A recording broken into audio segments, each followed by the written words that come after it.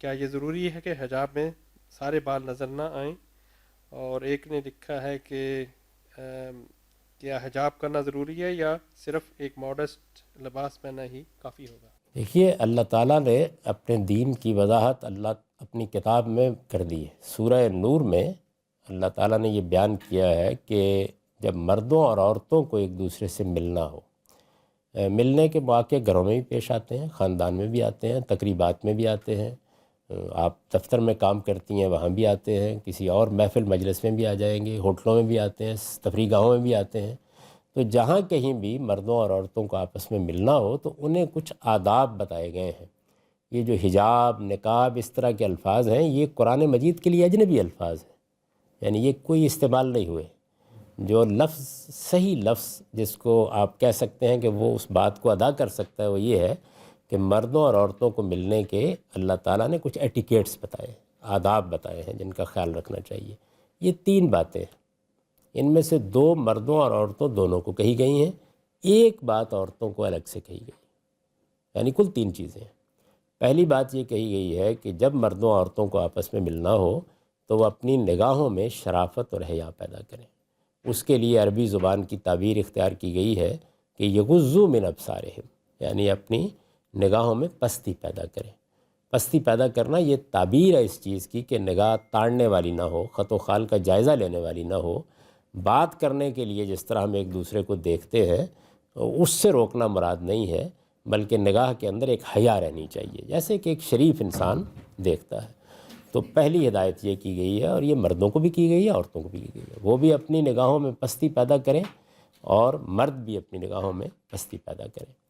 دوسری یہ کہی گئی ہے کہ اپنی شرمگاہوں کی حفاظت کرو۔ ہمارے دین میں چونکہ اس کو بڑی اہمیت حاصل ہے، خاندان کا ادارہ قائم نہیں رہ سکتا اگر بدکاری کو جائز کر دیا جائے، تو بدکاری ایک بڑا گناہ ہے، تو اس کو روکنے کے لیے اللہ تعالیٰ نے یہ فرمایا ہے کہ اپنی شرمگاہوں کی حفاظت کرو، مرد بھی کریں عورتیں بھی کریں۔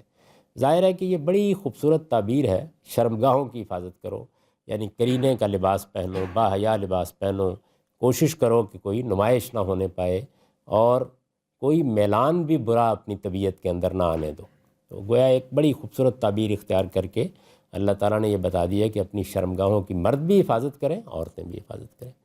تیسری چیز عورتوں کو کہی گئی ہے، اور وہ صرف عورتوں ہی کو کہی جا سکتی تھی۔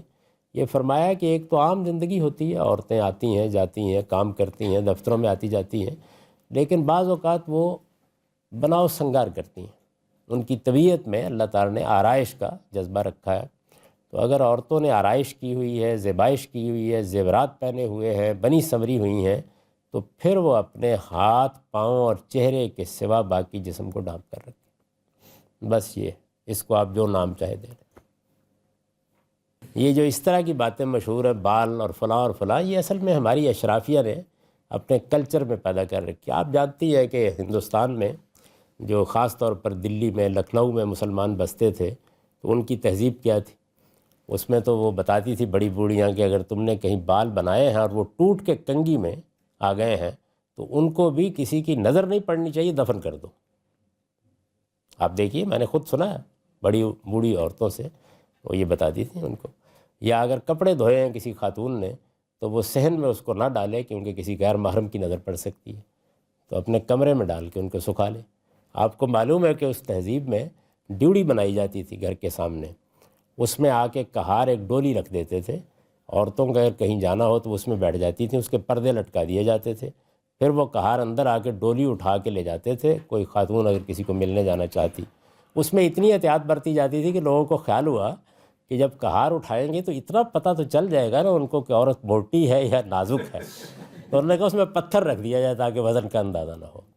اس کا مذہب سے کوئی تعلق نہیں ہے، اسلام سے اس کا کوئی تعلق نہیں ہے، خدا کی بات اتنی ہے جتنی میں نے آپ کو بتا دی۔